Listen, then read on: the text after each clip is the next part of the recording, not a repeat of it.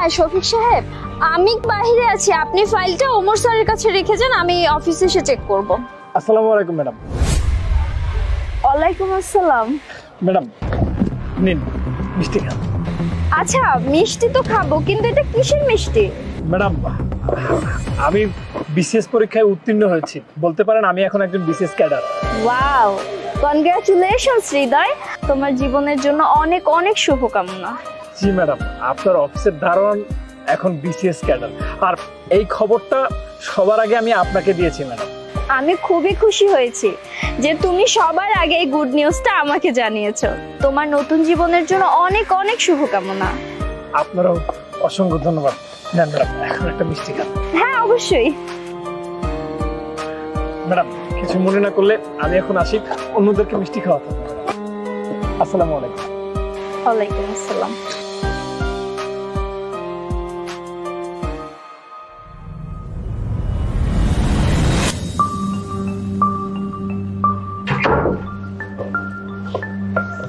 Sir নিন মিষ্টি মুখ করুন। আরে হৃদয়, তুমি হঠাৎ করে মিষ্টি নিয়ে আসলে, কি ব্যাপার? স্যার আগে তো মিষ্টি মুখ করুন, তারপর বলছি।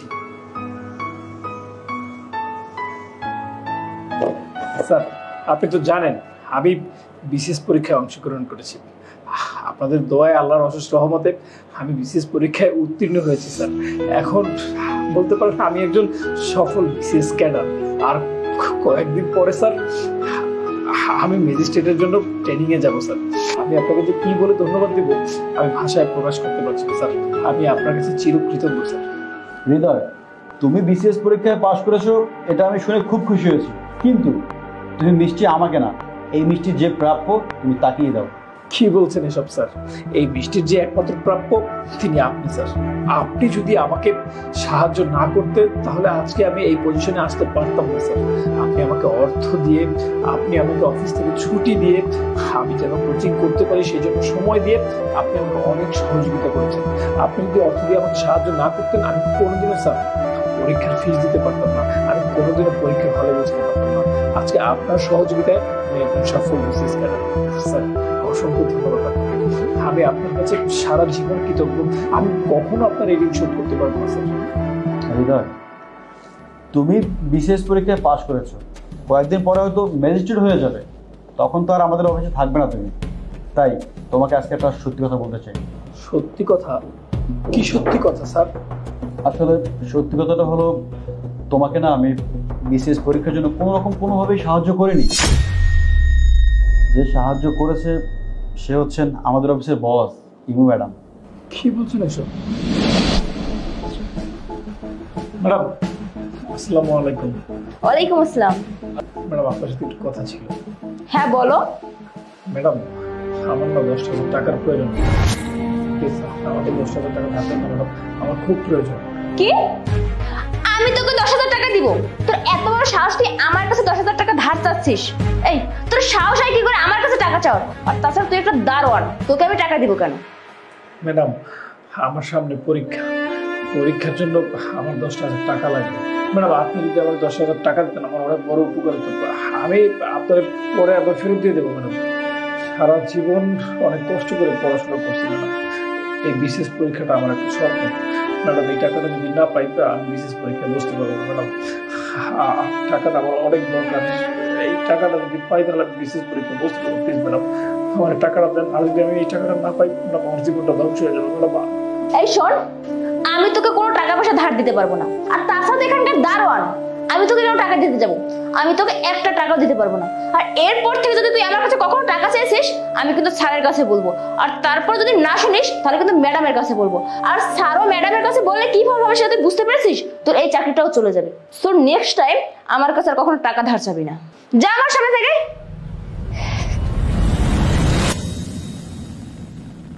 দেখো, তুমি প্রথম যেদিন আমাদের অফিসে ইন্টারভিউ দিতে এসেছিলে সেদিন তোমার সরলতা, অসহায়ত্ব কথা শুনে আমাদের ম্যাডামের মনে খুব দাগ কেটেছিল।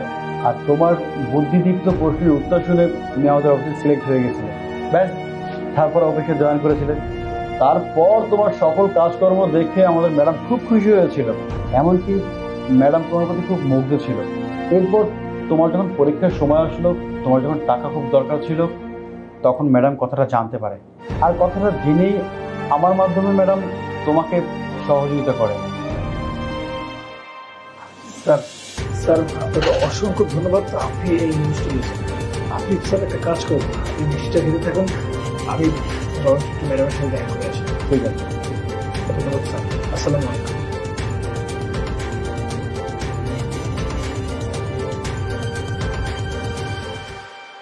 ম্যাডাম আপনি এখন এখানে দাঁড়িয়ে আছেন যে? হৃদয়, তুমি এখানে কি করছো? তুমি তো এখন বিসিএস ক্যাডার হয়ে গেছো, কয়দিন পর ম্যাজিস্ট্রেট হয়ে যাবা। আমার অফিসে তো আর তুমি চাকরি করবা না, আর করবাই বা কেন? একজন বিসিএস ক্যাডার শিখে এখন দারোয়ানের পোস্টে কাজ করাটা তাকে মানায়? তোমার সাথে মনে হয় না আমার আর সারা জীবনে কোনোদিন দেখা হবে, এটা ভেবেই একটু খারাপ লাগছে। ম্যাডাম আমি সবকিছু জেনে গেছি।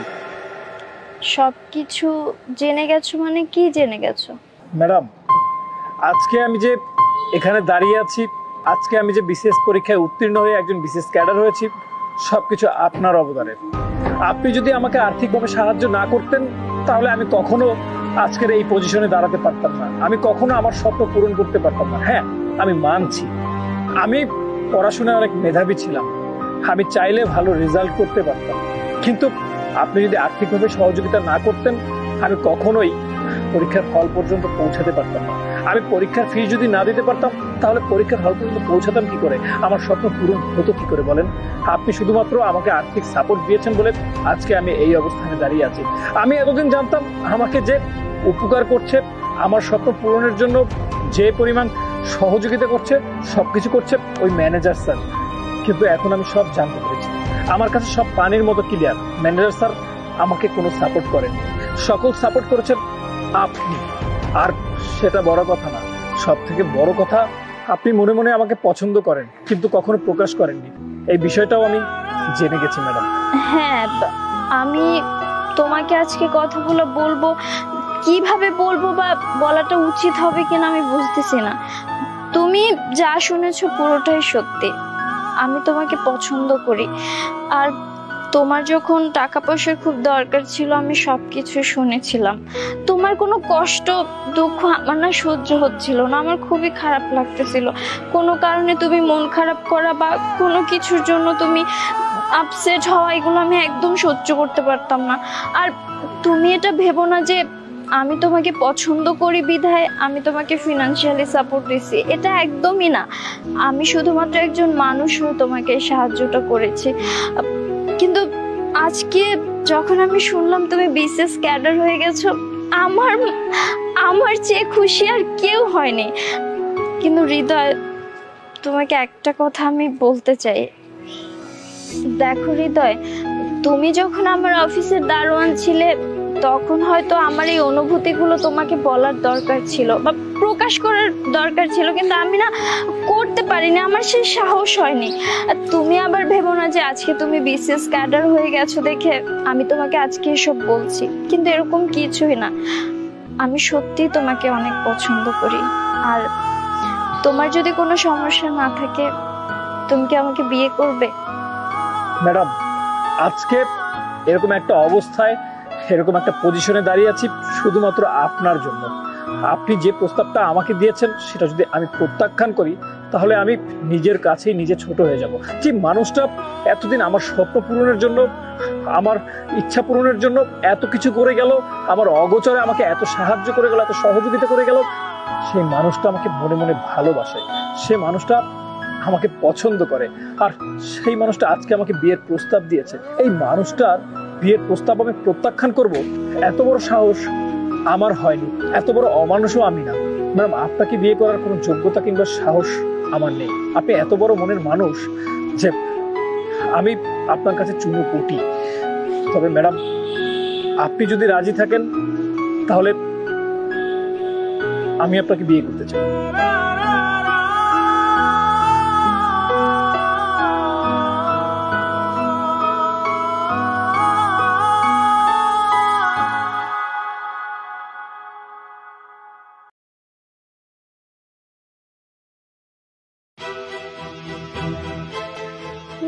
সেটা চলে না কেন? দীপ, দীপ, হ্যাঁ, কি হয়েছে, ডাকছো কেন? দেখ তো বাবা, এসিটা চলে না কেন? ও আচ্ছা, এই যে লাইনটা আমি কেটে দিয়েছি। কেন? কেন বুঝতে পারছো না? বিল বেশি উঠতেছিল। তাছাড়া তোমাদের যুগ থেকে তো ফ্যান ট্যান এইভাবে চলে অভ্যস্ত, এখন এসি দরকার কি? খামাকে বেশি বিল উঠতেছে না, এই জন্য লাইন কেটে দিয়েছি। আরে বৌমা, এত সকাল সকাল ঘুম থেকে উঠছো? চারিদিকে এখন কত অন্ধকার, সাবধানে হাইটো, জানি হুচুট খেয়ে পড়ে যাও না আবার। মা, আপনি এইভাবে কথা বলছেন কেন? কিভাবে কথা বলবো? কয়টা বাজে টাইম দেখছো? মা, আসলে আজকে শুক্রবার তো আপনার ছেলের অফিস নেই, তো ভাবলাম প্রতিদিন তো তাড়াতাড়ি উঠি, আজকে একটু ঘুমাই। আজকে শুক্রবার দেখে কি সবকিছু বন্ধ থাকবে? শুক্রবারে কি তুমি খাওয়া দাওয়া করো না? সকালে ঘুম থেকে উঠে সবার জন্য নাস্তা বানাইছে আমি, নিজের চাটাও নিজে বানাই খাইতেছি। মা, আমি তো রোজ 5টার সময় উঠি, আজকে না হয় একটু লেট হয়েছে। বৌমা, শুক্রবারটা কিন্তু রোজের মধ্যেই পড়ে। ঠিক আছে মা, এখন থেকে রোজ সকাল 5টার সময় উঠবো। চুলাটা যে কেন জ্বলতেছে না?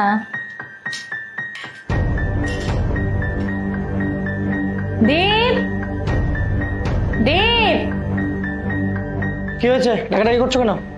দেখতো বাবা চুলাটার কি হলো? একটু চা খাবো, চা খাইতে পারতাছি না। দেখতো বাবা চুলাটা একটু ঠিক করে দে। না, ঠিক করা যাবে না, এখন থেকে লাকড়ির চুলা ব্যবহার করবা। কি বলিস? আমি লাকড়ির চুলা রান্না করবো? তোমাদের যুগে তো লাকড়ির চুলা ব্যবহার করতে, তাহলে এখন ব্যবহার করতে সমস্যা কোথায়? আর যেটা বললাম সেটাই করো। এটা কোনো কথা? আরে বৌমা, কি ধরনের পোশাক পরেছো তুমি? কেন, কি হয়েছে মা?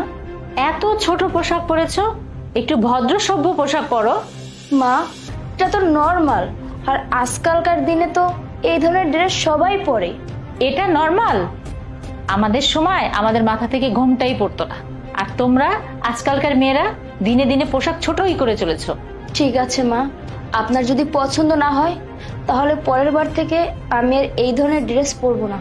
বিষয়টা আমার ভালো লাগার না বৌমা, আমি যখন কখনো পরি নাই, তুমিও কখনো পরবা না। ওকে মা।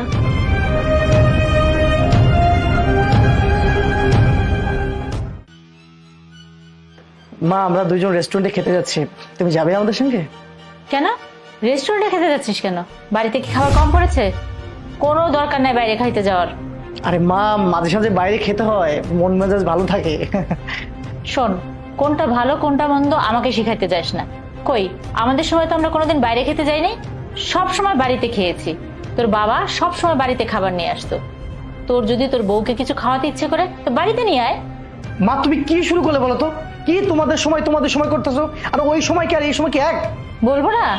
বলবো না কেন? আমাদের সময় আমরা কিভাবে দিন কাটিয়েছি তা আমরাই জানি। হয়েছে হয়েছে, বুঝতে পেরেছি, আর কিছু বলতে হবে না। চল বাবা, আমাকে একটু তো খাবার বাসায় দিয়ে আসবি। কি বলছো তুমি? আমি কিভাবে তোমাকে খালার বাসা ছেড়ে দিয়ে আসবো? কি করে যাবি মানে? আমাদের গাড়ি আছে, গাড়িতে করে দিয়ে আসবি। গাড়ি? কিন্তু মা, তোমাদের সময় তো আমাদের বাড়িতে গাড়ি ছিল না, তখন তো তুমি বাসে যাতায়াত করতে। আচ্ছা চলো, আমি তোমাকে আজকে বাসে করে পৌঁছে দিই, চলো। মাথা ঠিক আছে তোর? কিছুদিন ধরে দেখছি তুই শুধু আগের সময় করে যাচ্ছিস। আগে আমাদের গাড়ি ছিল না ঠিকই, কিন্তু এখন তো আছে, এখন গাড়িতে গেলে সমস্যা কি? আরে বাবা, সময় এখন বদলে গেছে, সময়ের সাথে সাথে নিজেদের পরিবর্তন করতে হবে না? এইটাই আমি তোমাকে বোঝাতে চাচ্ছিলাম মা, সময় বদলে গেছে, আগের সময়ের এখনকার সময়ের মধ্যে অনেক পার্থক্য। তুমি কথায় কথায় কেন সাথীকে নিয়ে প্রশ্ন তোলো? আচ্ছা মা, আগের সময় আর এখনকার সময় এক আছে বলো? আচ্ছা মা, তুমি কেন তোমার জেনারেশনের কথা বলো, তুমি আজকালকার জেনারেশনের কথা বলো? একটা কথা বলো তো, তোমরা আগের যুগের মানুষ হয়েও এই যুগের কয়েকটা সমস্যা তুমি মেনে নিতে পারছো না, তাহলে আমরা এই যুগের ছেলে মেয়ে হয়ে আগের যুগের মতো কিভাবে চলবো বলতে পারো? আমি বুঝতে পারছি বাবা, তুই আমাকে কি বুঝাইতে চাস। সময় বদলে গেছে, সময়ের সাথে সাথে আমার নিজেকেও পরিবর্তন করা উচিত। বৌমা, আজকে থেকে তুমি যেভাবে ইচ্ছে সেভাবে থাকবে, যেমন পোশাক পরতে ইচ্ছে করে তেমন পোশাকই পরবে, আমি তোমাকে কিচ্ছু বলবো না। ঠিক আছে মা, থ্যাংক ইউ সো মাচ। এবার তো তোর খালার বাসায় ছেড়ে দিয়ে আসবি নাকি বাসে যাব? না না, অবশ্যই আমি তোমার সঙ্গে যাবো, এসো।